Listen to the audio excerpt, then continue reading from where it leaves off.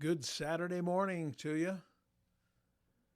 Welcome to season 2 of Morning Buzz with the Energy Guy, episode 1. Now I'm not sure how it's gonna show up on our YouTube channel or our Spotify or our Apple podcast channels. It may come up as episode 53. But in fact, it is season 2, episode 1. We've had 1 year.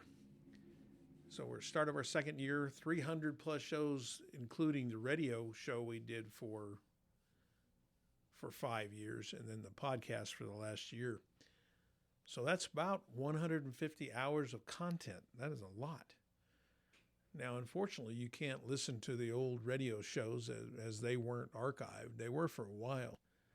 We had them on our Facebook page, but I guess they were taking up too much space, too much memory or whatever, and Facebook removed them. But that's okay.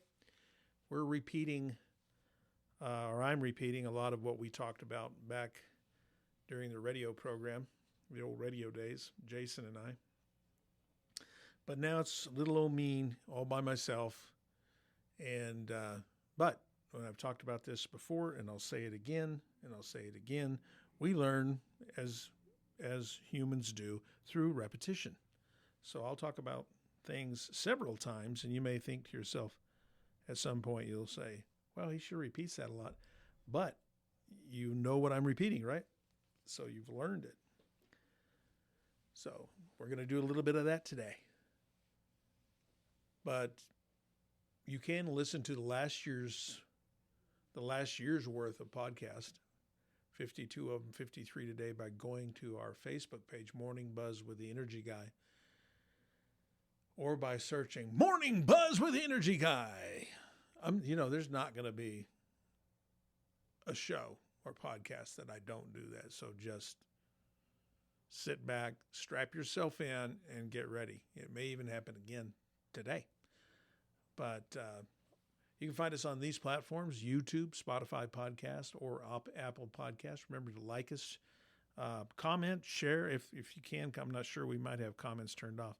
But if I don't care whether we do or not. So I might look into that and ask Glenn, our IT manager extraordinaire. He's the one that does the intro drums and the outro drums. He's quite talented. There's another shout out for Glenn Barleben. His family lives out there in South Carolina. I think it's South. I never know if it's North Carolina or South. I think it's South Carolina. I'm going with South Carolina. So, hey, Barlebens, hope you're listening. But anyway, I'll ask Glenn to maybe turn on comments. But anyway, like us, share us, follow us, subscribe, whatever, all those good things. And we need to get the word out. I mean, it does take up some of my time to do this show on a weekly basis. I probably prep for 30 minutes or so, writing the material, and then 30 minutes of live recorded content. I don't edit anything. I just it is what it is. As if I am recording live, so it's as if you're listening live. So if I have a boo-boo or I say something off color, hopefully not. I don't want to offend anybody, but sometimes I may. Sometimes my politics spill over into the show. So like I said, don't want to offend anybody, but we all have different opinions, and that's why we're unique. That's why partly we get along so well, because we can learn from one another. But listen at a higher playback speed. That's what I do. I listen at 1.5. If you can adjust it, I know you can on YouTube. On the other platforms, I'm not sure. But if you're listening to it at regular speed, I kind of sound like a bit like a country bumpkin, a little slow, a lot of ahs and a lot of and a little, maybe some dead air, maybe not so bad, but at 1.5 sound kind of intelligent actually. So that's why I listen to it at 1.5. It kind of pumps up my ego a little bit. Well, we're almost through August. Can you believe it? It's been hot. It's been very, very hot and very dry. I frankly, and I've said this several times over the last 3 weeks, I don't remember a hotter, drier summer, and I've been here most of my life. I went away to school in Lubbock, but I mean that wasn't far enough. They're experiencing the same thing we are, and then I lived in Albuquerque for a short time right after being married, and but I've been here, been in either eastern New Mexico, far west Texas for 60 out of my 61 years, for the most part. So, all that being said, I thought I'd look at how to stay cool the rest of this summer without breaking the bank at home. I mean,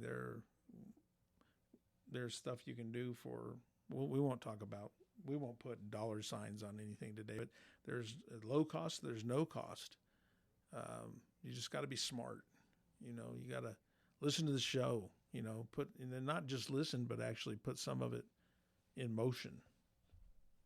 What good is it if you just listen to it and then don't take any advice? I've been in this business a long time. People call me or they write me and they're asking me as an expert how to save money on their bill. And you can take it for what it's worth. You can take it from a guy that's been doing it for a long time, or some newbie that doesn't, your neighbor that may not know anything about it.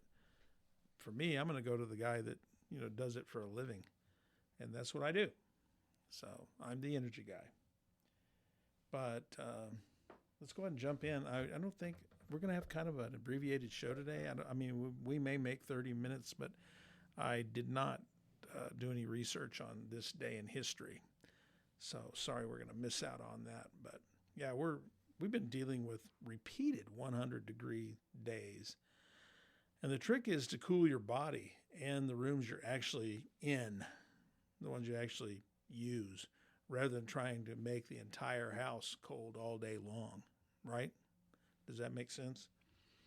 Since we're in eastern New Mexico or West Texas, and I know we've got listeners elsewhere, we were talking about the Bartlemans, but a lot of this would still apply to them, even though their climate isn't as dry and isn't necessarily as hot. Their heat index may be almost equal to ours, but I'm going to talk about evaporative cooling today here in just a little bit, and that's something you really couldn't get away with in South Carolina. It's not going to work. It's too humid. So you really needs to be in a dry, more arid climate. But since we're in eastern New Mexico and West Texas, for the most part, most of our listeners, you also have the advantage generally of in a dry climate that makes evaporative cooling and simple airflow strategies particularly useful. And again, these strategies I'm going to talk about are not just for evaporative cooler, it would be for refrigerated cooling as well in most cases, but sometimes and throughout this program I'll break it down separately in a couple of different occasions. But so you want to keep the heat out first, and there are some of the cheapest things that can make a surprisingly big difference are these things. Close blinds and curtains before the sun hits the windows. Pay particular attention to west and south-facing windows in the afternoon. If you have inexpensive curtains, consider adding blackout or thermal curtain liners. Now, these will help you not only in the summer, but in the winter as well. So the summer, you want to keep the heat out. In the winter, you want to keep the heat in, that expensive heated air in the winter.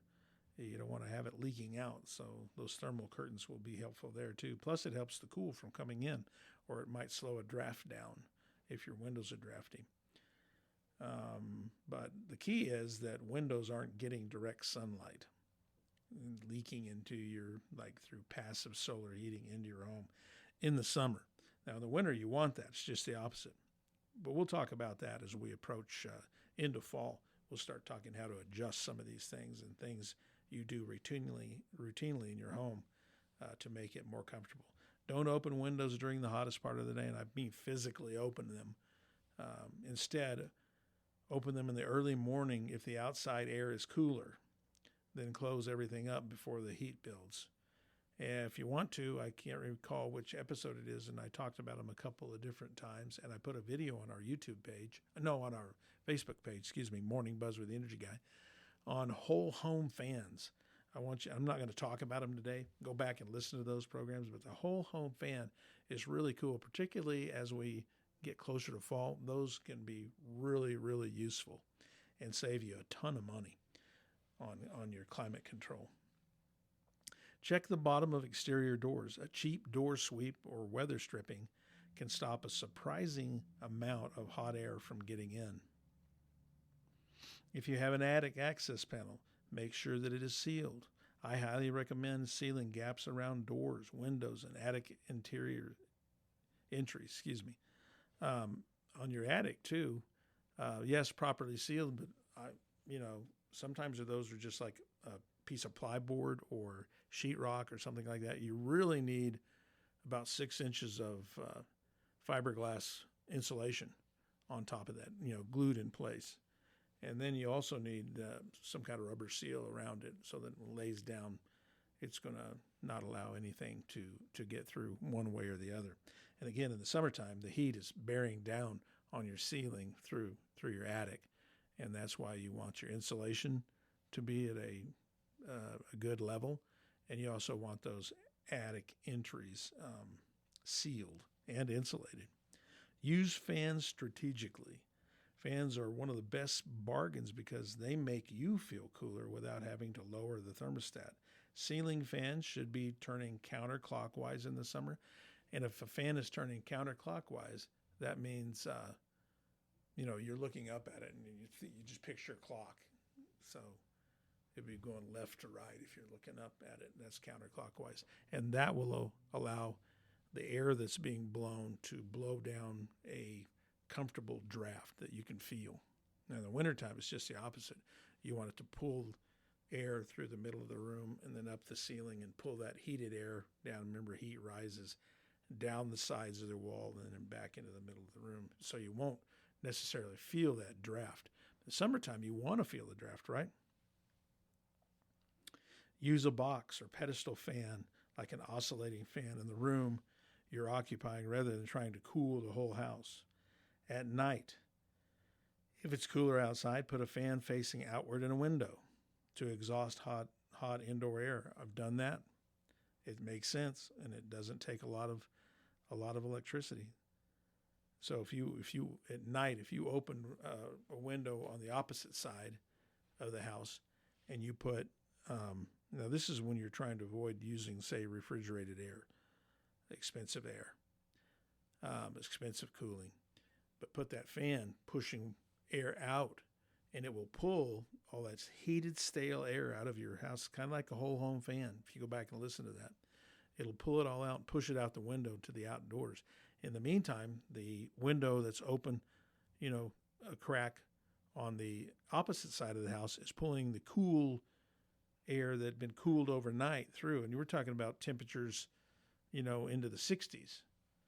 So that's going to feel cooler in your house, right? I mean, we're in, I think I've seen in the forecast that we're going to be in the 50s in the next couple of weeks at night. So that's the kind of air you want to pull through your house at night in the early mornings. Let's see. Turn fans. I'm not going to go over all this. I probably wrote an hour's worth of notes here. Turn fans off when you leave the room. Remember, fans cool people, not the room. Right? So if you're not in the room, there's no sense in running a fan. Because remember, you want to feel that draft. That's the whole idea. So if you're not in the room, you're not going to feel that draft, will you? A really effective cheap combination is AC set a little warmer and a fan blowing directly across on you. Energy Star says raising the thermostat 2 degrees while using a ceiling fan can reduce AC costs up to 14%. That's huge. 14% is a big, particularly in the summer when your cooling averages about 60 to 70% of your bill. Saving 14% of that 60 or 70% is going to be, significant. Make one room cool. Instead of trying to make the entire house 72 degrees, Pick the room you spend the most time in and make that your cool zone. We've talked about zonal cooling and zonal heat in past shows, so look those up. We'll talk about them as we enter the heating season. We'll talk about heating your home through using heat zones. One of them would be like a fireplace. That's your heat zone, right? And your family's spending their most waking hours in the evening when it's really cold, the sun goes down in that room. So that's where you have the fire, or that's where you have a blanket on your couch or your favorite chair, or maybe you have even a little space heater right there next to your chair. One space heater is not going to break the bank, folks. Anyway, we'll get into that as we enter the heating season. So make one room your cool room. Let's see, instead of trying this, close doors to unused bedrooms and other areas. Now, got to be a little cautious of that. I don't necessarily agree with that. I think you could if you had a return air in each one of those rooms. Some homes are built that way, but a lot of modern build homes have one or maybe two return airs at the most. And the unit is sized based on return air. So if you've got doors shut all over the place and the system's really trying to pull air through and it can't pull air from those tightly closed doors, then that could be a problem. So I would suggest not shut the door all the way, but maybe leave it a crack open, maybe 4 or 5 inches open. And so it's closed for the most part. And then you're still able to pull that air, that return air in that your system then uses to most efficiently cool your home. But again, there are homes out there that have return air vents in each and they've got supply in each of the rooms. Shut those doors because it doesn't affect the sizing at all. It's still using that air.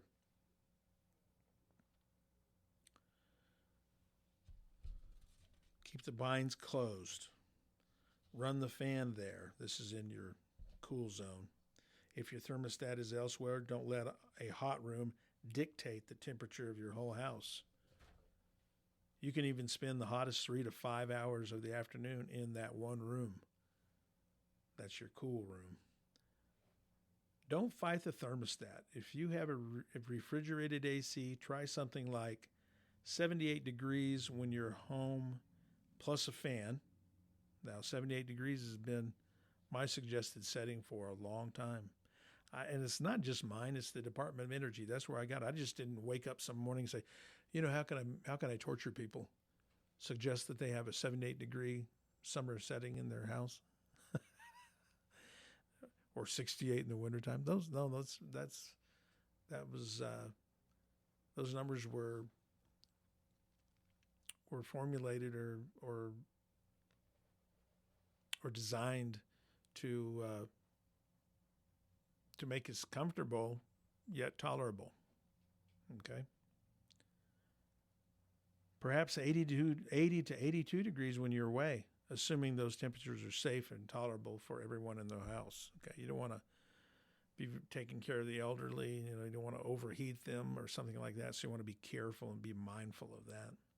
The exact number, of course, is personal, but even a few degrees matter. I would recommend setting the thermostat higher when you're away, not crazy high, but like I said, 80 to 82 degrees.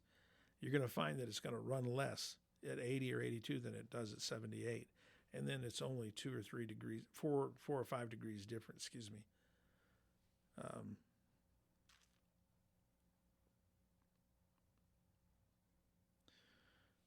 But really, the current energy guidance from all the experts continues to emphasize that small thermostat adjustments can reduce cooling cost. That these big swings I wouldn't recommend. So I wouldn't say turn it off, and then it heats up. And that's what we're going to talk about here in a second. One thing I wouldn't do during a 100-degree stretch is turn off the AC completely for the most of the day and expect it to cheaply recover in the evening. No way. Once that heat's set in like that, everything's heated up. The furniture's heated up, and the marble tables are heated. Everything takes on heat. and some retain that heat longer than others. They call that thermal capacity, and some things are higher thermal capacity. And like you can, if you've got a brick house, go out on the west side of the house.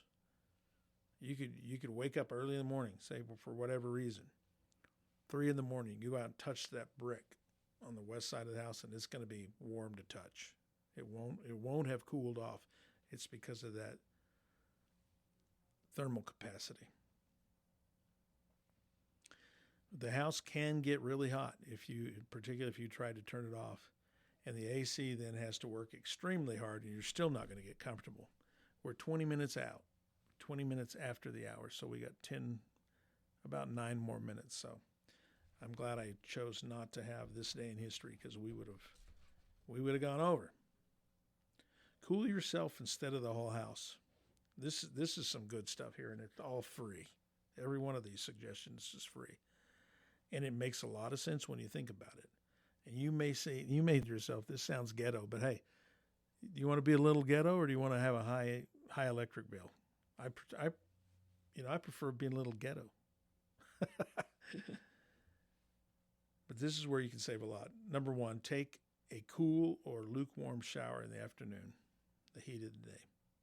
Leave your hair a little wet. But if you're not going out anywhere.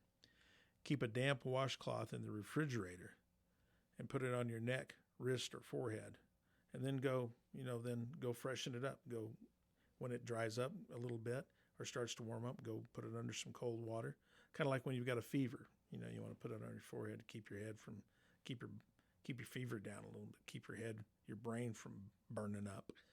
But it's kind of the same thought process. Anyway, go refresh it, run it under some cold water, wring it out, swing it, twirl a little bit, cools it off, put it back on your head or your wrist, your neck. Drink cold water regularly. Stay hydrated. Wear loose, lightweight clothing. Use a small fan aimed at you after a shower, so you're going to get that evaporative cooling. You'll know real fast what evaporative cooling means.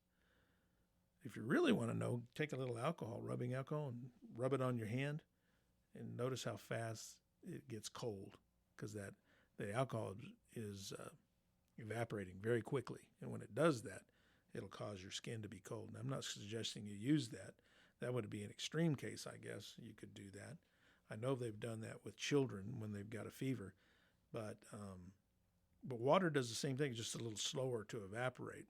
But feeling that breeze from the fan is really going to kick in if your hair is a little wet still, and you're wearing those loose clothing. But let's see. Freeze a couple of water bottles and rotate them between the freezer and the refrigerator. That's that water you're going to be drinking. Sleep with a cooling towel or chilled water bottle near your feet. Finally, if you have a hammock or comfortable chair, put it directly in the path of a fan.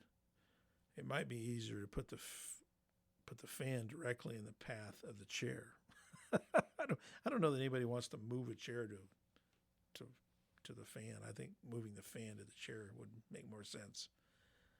You don't necessarily need the room at 72, do you? A lot of people think they do. But you'll find that your body will be comfortable at 76 to 79 degrees in the house. Your body will acclimate to that higher room temperature. Now, my wife, when I started this job, she called me the energy Nazi, because I was like, part of my job is to field high bill concerns. When somebody calls, they're really concerned. They're not complaining necessarily. They're like, wow, this is a high bill. How did I get here, and how can I get back to a normal bill? And so they're more concerned than they are complaining. So we try to keep a positive light on things. So we call it, here at my office anyway, we call it high bill concern. And I want to address those concerns. And so sometimes I'll do that. If you're a member listening and you've got a high bill, we'll talk about it over the phone. I'll talk about some habits. And then maybe if it comes to it, I'll make a quick visit. I'll do a quick and dirty audit. Sometimes it just takes someone else to put their eyes on something that you see every day, and you'd be surprised how many things I can find that you've just been overlooking. But you got to be honest with me. I mean, if you don't give me the right data, and I try to put it in a formula in my head, if you're giving me false information, like if I say in the wintertime, I say, do you use space heaters? Oh, no, I don't use any space heaters. And turns out that I go do the quick and dirty out and I find 5 or 6 space heaters plugged in. That's happened. It really has. But your body will acclimate to it. I was telling you about my wife calling me the energy Nazi because I was like, turn off the light, thermostat, 78 degrees in the summer, 68 degrees. And she's like, give me a break, come on. But then she started seeing these bills come in and she's like, okay, now I get it. And I've acclimated. My body's really acclimated to 76, 78. If it's any cooler than that, she feels chilled, particularly at night when the sun goes down. Stop making extra heat indoors. During a heat wave like we've experienced this entire summer, I don't know how many hundred, this may be a record. I don't know. I've been here most of my life, but I think we've probably had 15 days over 100 degrees, which is, a normal summer we may have 4 or 5, but I guarantee we've had 15, maybe as many as 18. I need to look back and check that out, but it's been crazy. But don't make your house hotter than it needs to be. So during a heat wave, your oven is basically a little indoor furnace, right? So instead of cooking in the house and heating up the house with your oven, try grilling outside. Use an air fryer. We've got an air fryer. We love it. My wife really loves it. I love it more because she's a master of it, and I get to benefit from it by the food. Microwave. I've never ever heard of a microwave heating up a room. Cold sandwiches or wraps. Plus that cold temperature cool you down a little bit, like eating cold lettuce. Salads as a meal. Slow cooker or Instapot early in the morning. And, let those cook over several hours, but they're only going to heat up a little bitty spot. They're not going to heat up the whole house. Cook several meals at once during a cooler part of the day, meal prep.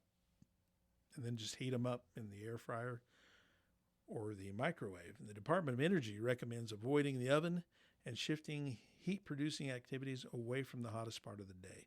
I recommend that as well. Also, run the dryer, dishwasher, and washing machine in the evening or early morning hours rather than during the peak afternoon heat. Because it's, when you wake up in the morning at 6, 6:30, 7, whenever, it's pretty comfortable. Just go outside. Get outside your house. Drink your coffee outside instead of inside. You'll be more comfortable.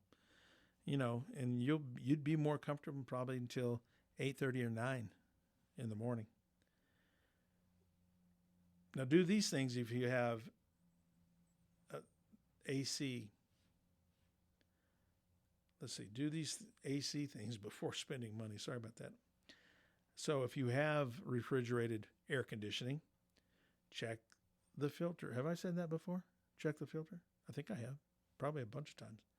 I bet you in our 53 shows or our first year, and then including this show, I've said, check your air filter, change your air filter probably 80 times. No joke. If you don't believe me, go back and listen. Can you tell I'm trying to get you to go back and listen to past shows? I'm trying to get you addicted to this. Check the filter. A dirty filter makes the system work harder. And, check it. You don't have to replace it every month, but check it every month. Hold it up to the light and say, is it fuzzy? I mean, does it look like a dryer lint? If it looks like a dryer filter, it's got a bunch of clothes lint on it, or whatever, dirt particles or whatever, change it. But if you can look it up and it looks fairly clean, and you see light through it, run it another month. You're probably fine. Make sure supply and return vents aren't blocked by furniture. Keep the outdoor condensing clear of debris. And again, we're talking about refrigerated air units. Make sure cold air ducts aren't obviously leaking. Don't put lamps or TVs next to the thermostat. Why? Because they put off heat. Those are heat producers. Now the lamps don't put off as much heat if you're using an LED light emitting diode as your lighting source. They put off considerably less heat. But if you still have old incandescent bulbs or even compact fluorescent lamps, they do put off significant heat. So keep those away from the thermostat. Keep doors and windows closed while the AC is running. And again, I'm talking about refrigerated air. If you have evaporative swamp cooler, we're talking about that again. It is especially worth optimizing in a dry and arid climate like eastern New Mexico or West Texas. Also, I would recommend cracking a window on the other side of the house, like the opposite side of the house, about 1 to 2 inches to create airflow, cross ventilation with an evaporative cooler. And it's effective. Again, the evaporative cooler is pushing cool air in the outside as it's cooled, as it passes the wet filters and then the evaporation process takes place by pulling the air through. It's pushing the hot air in the house outside the opposite side of the house. So you get that cross ventilation airflow. Now here's this is the last part of our show. It'll take a little less than a minute. A sneaky money saving strategy.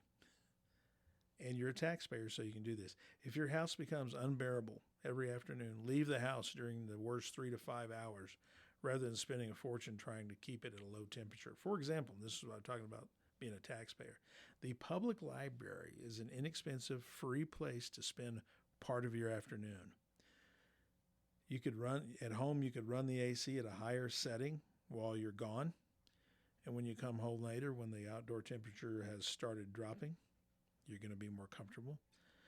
Plus, you and your kids can get some quality reading time together. It is a win-win.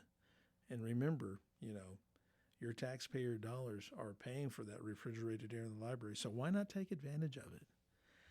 Hey, that's it. I hope some of these things give you some ideas. Maybe you look online for some more ideas. Write me a question send me a private message through Messenger or a direct message, DM, PM, or DM on our Facebook page, Messenger. Morning Buzz with Energy Guy. And one more thing, who needs coffee when you've got Morning Buzz with the Energy Guy? Morning Buzz with Energy Guy, the only podcast awarded the prestigious Energy Star label. We will see you next week. Take care.